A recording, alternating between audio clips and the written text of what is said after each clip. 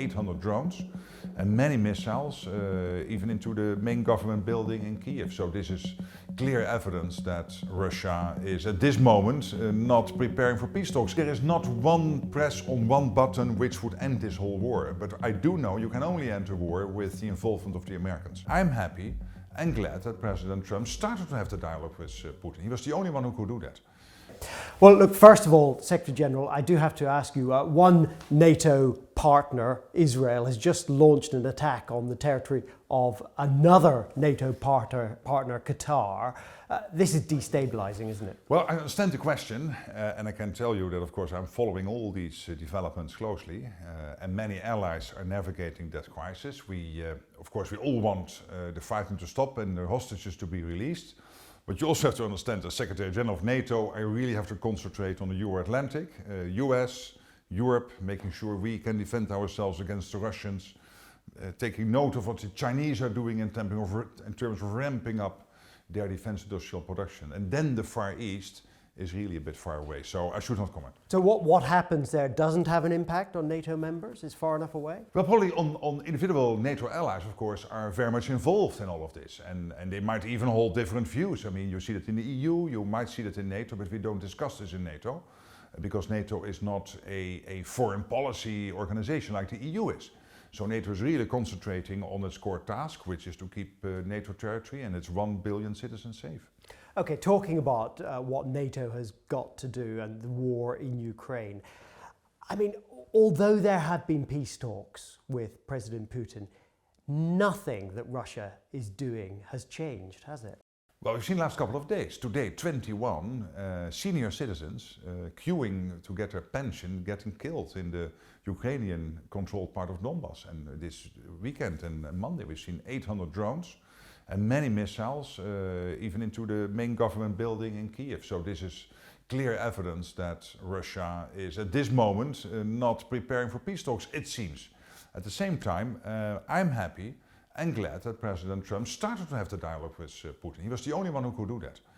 And at the same time, he was able to get NATO to commit to 5% defense spending, which is a clear signal to the Russians that we are serious. But President Putin only comes to the table whenever President Trump threatens some sort of economic sanctions. They have a few talks, and then Putin goes back and does what he was doing anyway. Well, let's agree there is not one press on one button which would end this whole war. But I do know you can only end a war with the involvement of the Americans.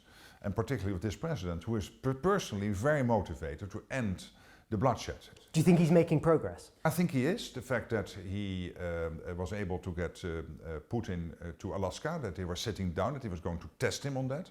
We had very successful follow-up talks in Washington with the European leaders. I was myself there on Monday after that meeting in Alaska, but clearly this has not solved it. But we never assumed, I think also President Trump did not assume that with one meeting he could solve this crisis. And this terrible war, which was unprovoked by Ukraine. But the fact that he did, and the next step was putting, of course, clearly saying, hey, if necessary, I want to do more. He already had put secondary sanctions on India. This is all clearly evidence that he is willing to do what is necessary to get this done. And that includes supporting a reassurance force in Ukraine. Many NATO members are ready to contribute to that, but President Putin has said that he won't accept it.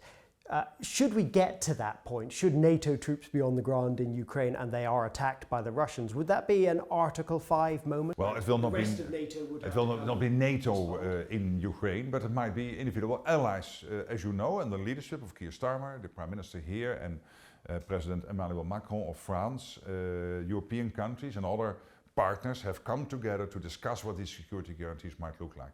And there was always the assumption that you can only make it real strong if there is a US involvement. And President Trump said now, I think it was 4 weeks ago, before going into Alaska, hey, I want to get involved. The US will get involved. So that debate, that discussion is now taking place, what that involvement will be. And we have to hammer that out. And that means for Zelensky that he knows, if I sit down with Putin, I'm secure because Putin will not try again to invade Ukraine. And that will also help to get peace talks going. Again, evidence of President Trump making step-by-step progress. But those troops might not be there as a NATO force, but they are from NATO members. So would that trigger Article 5 if they were attacked on Ukrainian soil? Well, Article 5, we never talk about Article 5, when that is triggered or not, because we don't want to make the Russians any wiser than they think they are. And they are not that wise, I can assure you.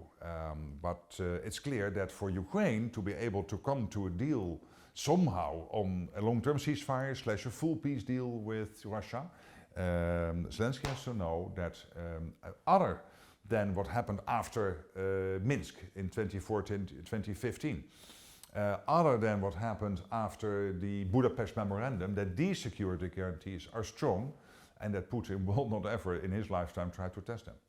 Taking the very broad view of European security, many are concerned that international migration is being exploited and used by Europe's enemies. I mean, President Putin has threatened to use it. Do you think that that is happening and that is part of what we're seeing? It has happened sometimes. We have seen a couple of years ago people crossing from Belarus and also directly into Finland from Russia, but it was a couple of years ago, some time ago.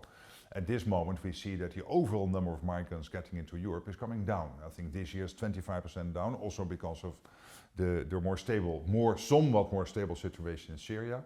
It is now Venezuelans #1 on the list coming to Europe. I saw this morning, I think it was on ITV or one of the other UK news outlets. So you see, it might happen. Our enemies will try to use everything to destabilize us. Let's not be naive, but I have no evidence at the moment that this is massively ongoing. And do you have a sense that NATO nations like Britain have the right sort of controls to prevent illegal migration becoming destabilizing? Well, you know, the problem, of course, for national governments is that illegal migration is taking place, whether it is fueled by our adversaries or whether it is taking place in itself, because we have, for example, many economic migrants who want to improve their lives and try to get to the UK or to the Netherlands, my country. And of course, what you want is a system where people really trying to get away from war situations, you somehow want to give them a home. But these numbers have to be limited. But here I'm talking as a politician, I'm a centre-right politician, so I have a view on this. And I think there are limits to what you can do on migration. But from a NATO perspective, of course, we are very clearly looking whether this is being instrumentalized. And at the moment, this is not the #1 on the list. What we see now Russia doing is hybrid attacks. That's what worries us a lot, including jamming commercial airplanes, like we have seen recently with the President of the European Commission. You think that was the Russians who jammed? We don't know, but they have done so before, so we don't know in that particular case. That's for Bulgarians to look into. But we know in the Baltics that they did. So they are up and they have attacked your health service. They have tried to assassinate people in Germany who are heavily involved in rearmament of Europe. So the Russians are willing to do a lot, and I can assure you that NATO is stepping up to make sure we can confront them on this. I do need to ask you about China. They held a huge military parade recently. Do you think that Taiwan is likely to face Chinese military action soon, and especially given that the West is so focused on Ukraine and the Middle East? Well, first on that parade, it had nothing to do with military. It was a ballet. So these are ballet dancers. I mean, these people could never fight a war because they have been trained to participate in that big ballet. We see it as a parade, but I don't think they are able to hold a gun. And that's why I think we should not take it too seriously. But of course, China itself, we have to take very seriously because they are rapidly ramping up their defense production. They have now more Navy ships sailing than the US, and it's not there for future parades or ballets or whatever you call them. It's there to be used. And I know the US and others are very worried about Taiwan, and there is an increasing agreement between the US and defense community and foreign policy experts and here in Europe and in NATO that if China would move on Taiwan, it would probably not be limited to Taiwan. He probably would first call his junior partner in Moscow and ask him to get us busy here in Europe. So there is that risk, and that is why we have to stand ready.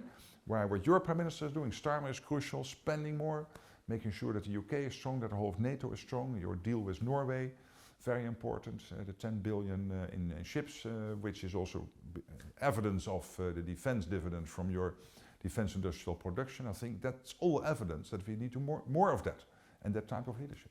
Finally, at the NATO summit, you called Donald Trump daddy. Do you still call him that, or do you wish you hadn't? I should have probably phrased it a little bit different. He had that morning been in quite a fight with an Iranian president and the Israeli prime minister about something which was happening at that moment. This was end of June. And then I said, well, I should have said, the growing up in the room, the strongest in the room, sometimes has to stand. I use this word daddy, which of course has many other meanings. The great thing is about Trump, that then coming back into Washington, there are these t-shirts, daddy is home. He made that movie, daddy has returned to DC. And so he was really making fun of that. And that's why I like the guy so much.